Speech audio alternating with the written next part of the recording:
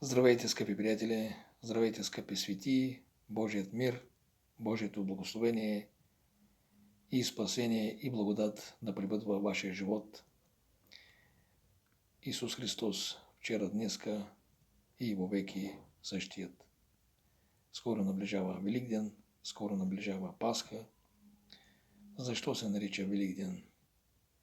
Защото на този ден бе разпънат нашия Господ Исус Христос, който отдаде жертва себе си и изкупи всички грехове на цялото човечество. Затова е Велик ден. За да кажи от нас да има шанс и избор на спасение. Но различни хора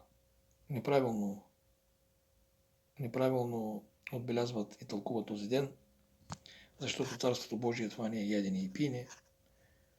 Велик ден, Пасха, това не са яйца, козенаци, ядене и пиене, танци, а това е Исус Христос, който трябва да бъде нашата основа в нашия живот. Това е много важно. И за неправилното тълкуване, за неправилното отбелязване с тези неща извършваме грях против тялото на Исус Христос.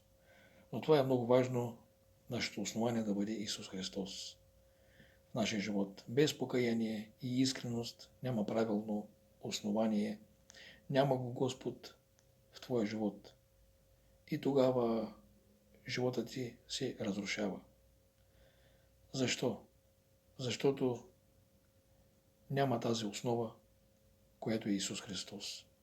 Няма искреност, няма покаяние, няма тази основа Исус Христос. Бъдете благословени, скъпи приятели.